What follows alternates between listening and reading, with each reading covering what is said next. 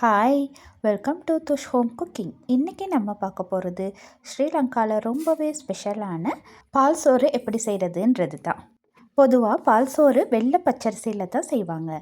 சிவப்பு பச்சரிசியிலையும் செய்யலாம். நான் இன்றைக்கி உங்களுக்கு செஞ்சு காட்ட போகிறது சிவப்பு பச்சரிசியில் எப்படி பால் சோறு செய்கிறதுன்னு சொல்லி. அப்போ அதுக்கு முதல்ல நான் 3 கப் அளவுக்கு சிவப்பு பச்சரிசி எடுத்துருக்கிறேன். அதுக்கப்புறம் அதை நல்லா கழுவிட்டு அதுக்கு 6 கப் தண்ணி விட்டு அதுக்கு தேவையான அளவு உப்பும் போட்டு இந்த மாதிரி மூடி வேக வச்சுருக்கிறேன். ஒரு 15-20 நிமிஷம் போகிற நேரம் இந்த அளவுக்கு வெந்து வந்திருக்கும். அந்த நேரம் தண்ணி பத்தலைன்னு சொன்னால் நம்ம இன்னும் கொஞ்சம் தண்ணி விட்டுக்கிறலாம்.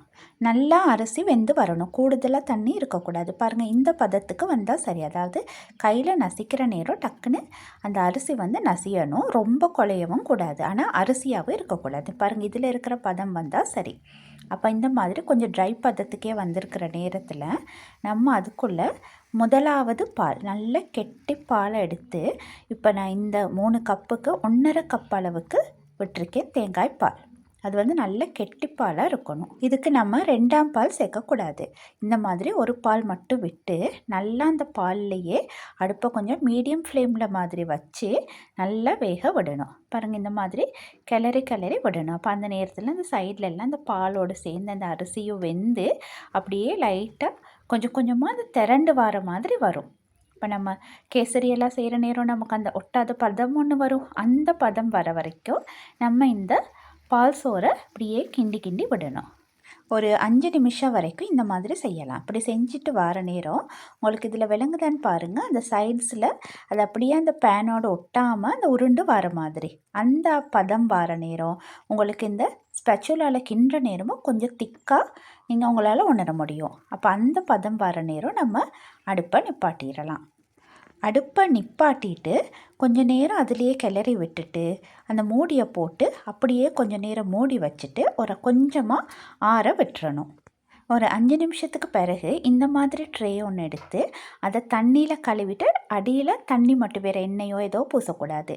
இந்த மாதிரி கழுவிட்டு இந்த பால் சோறை அதுக்குள்ளே போடணும்.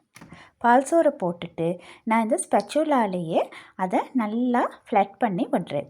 ஃப்ளட் பண்ணிவிட்டு அதில் மேலே எல்லாம் கொஞ்சம் நல்லா அப்படியே ஷேப் பண்ணி விடுறேன். உங்களுக்கு வாழை இலை இருக்குதுன்னு சொன்னால் நீங்கள் வாழை இலையை போட்டு இதை தட்ட முடியும்.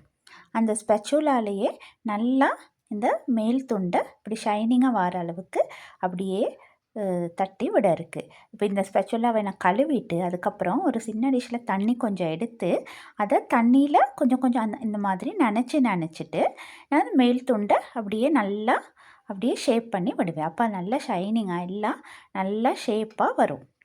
வாழை இலை இருந்தால் நீங்கள் வாழை இலையை நல்லா ஃப்ளட்டை போட்டுட்டு இந்த மாதிரி தட்டி எடுத்துக்கலாம். எடுத்துட்டு ஒரு 10-15 நிமிஷம் வரைக்கும் நல்லா அதை ஆற விட்டுறணும்.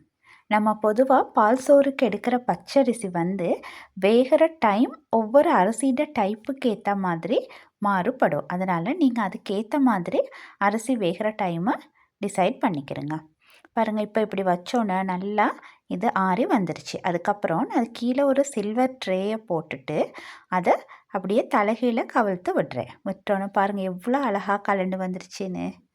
நம்ம சரியான பதத்தில் எடுத்தால் இந்த மாதிரி அழகாக கலண்டு வரும். பாருங்கள், அதுக்கப்புறம் இப்படி பீசஸ் வெட்டுறது பாருங்கள் எவ்வளோ அழகாக தனித்தனியாக பீசஸ் வெட்டுப்படும். நான் இதில் இந்த பீசஸ் வெட்டுப்படுறதை வந்து உங்களுக்கு வீடியோ ஒன்று கொண்டு வர முடியாமல் போயிடுச்சு. இதில் இந்த ஒரு பீஸ் வெட்டினது பார்த்தீங்க தானே, அந்த மாதிரி இதில் மற்ற எல்லா பீசஸையும் நான் ஸ்கொயராக அழகாக வெட்டி எடுத்துருக்கிறேன்.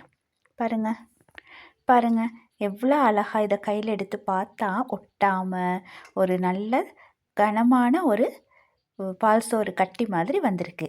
பாருங்கள், இது ரொம்ப அழகாக இருக்கும், சர்வ் பண்ணுறதுக்கு டேஸ்டியாகவும் இருக்கும்.